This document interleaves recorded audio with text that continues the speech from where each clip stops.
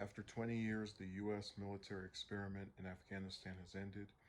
It was an end marked by chaos and death as the Biden administration rushed to evacuate thousands of people fleeing Taliban rule, and terrorists seized on the disorder to kill nearly 200 Afghans and 13 U.S. troops. But despite repeated pleas from lawmakers in both parties to extend the mission until everyone who wanted to could get out, President Biden stuck with his deadline to withdraw. That deadline came just before midnight Monday in Kabul, or 3:29 p.m. in Washington, D.C., as the last American troops departed, leaving Afghanistan without a U.S. military footprint for the first time in 2 decades and putting control back in the hands of the very group the invasion had ousted. There's going to be many, many books written about why 20 years of American trained and equipped missions did not manage to solve this problem, did not manage to create a capable and strong Afghan national security force capable of fending off the Taliban, said Emily Harding, a senior fellow at the Center for Strategic and International Studies. I don't have the answer right now, but there are certainly some lessons we need to learn as a country, she added. The withdrawal was the culmination of Biden's announcement in April to get all U.S. troops out of Afghanistan by September 11th, the 20th anniversary of the terrorist attacks that triggered America's longest war. The deadline was later moved up to August 31st, and Biden and his team stuck with it despite chaos on the ground and uncertainty over whether evacuations would move quickly enough to get all Americans out of the country. About 2,500 U.S. troops were in Afghanistan when Biden announced a withdrawal, most of whom left by July. But the administration this month rushed in about 6,000 U.S. troops to facilitate evacuations. While Biden officials initially touted a safe and orderly withdrawal, pandemonium broke out after the Taliban, in roughly the span of a week, went from winning their first provincial capital to seizing control of Kabul, unwinding the past 2 decades of U.S. work to establish a Western style democracy, and leaving those who helped the U.S. military, women, and minorities and other vulnerable Afghans scrambling to escape. Over the course of evacuations, U.S. military and coalition aircrafts flew out more than 123,000 civilians, including 6,000 Americans. So let me explain my thoughts on this because I have a bit to say. Um,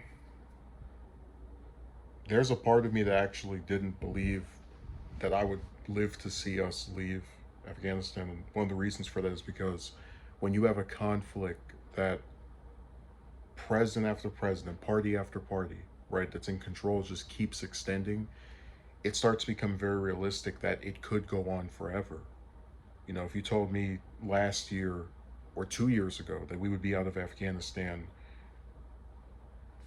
in a year or two, I wouldn't have believed it.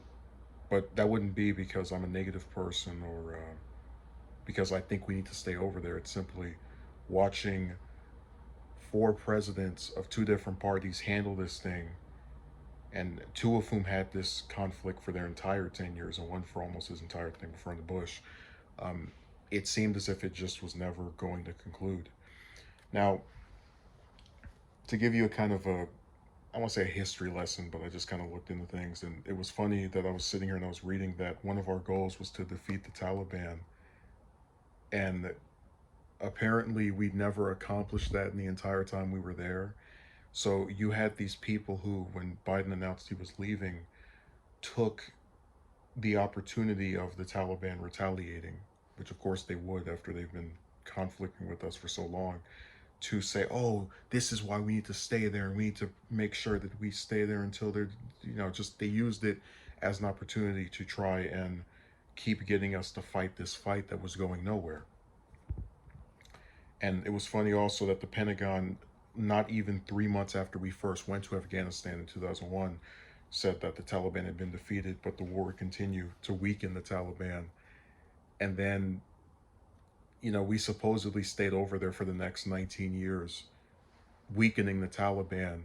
But then, right after we announced that we're going to leave, they're able to quickly pounce on us and take over Kabul. So I guess the weakening wasn't really all it was cracked up to be.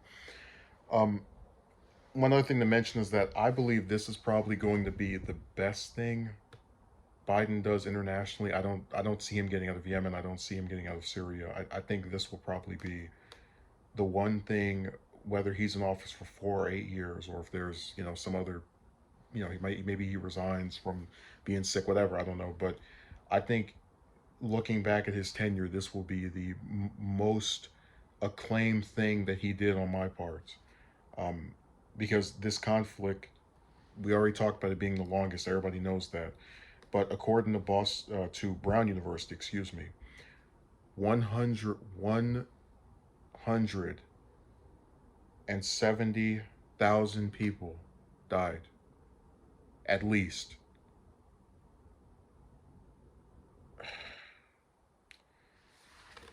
And that's the kind of stuff that really pisses me off with,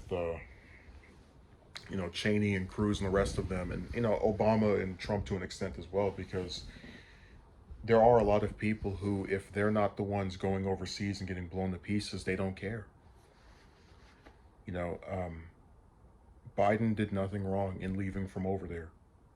The only request I would have had was that he left even sooner.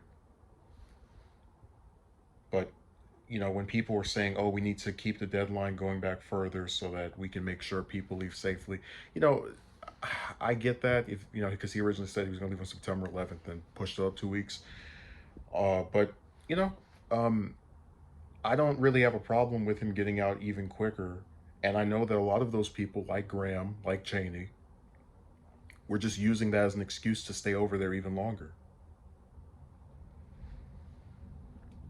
But I really wouldn't put much of the blame for this conflict on Biden. He said something and actually did it.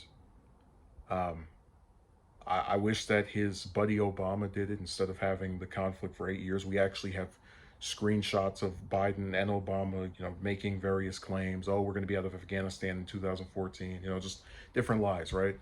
Um, Trump stayed over there. Bush had the conflict basically for his entire tenure as well. So this is something that really is everybody else's fault besides Biden. That's someone who came in with a clear belief that he would leave. Um, and if whatever horrible stuff that he's probably going to do after this, whether it's domestic or abroad, I will be able to say that at the very least, he got us out of the longest war in U.S. history, the same war that led to the deaths of over 100,000 people, the same war that three presidents from both parties kept going for multiple years, the same war that there are actual politicians who believe we need to stay in forever. I'll give him credit for that, because this is truly a good thing that he did, and it's a shame that people are going to use an incident that just proves the war was a waste of time. The Taliban were able to do something so offensive just from us trying to leave after 19 years of staying there to quote unquote weaken them. So I don't know what else he'll do or if it'll be any good, but this was. That's for sure.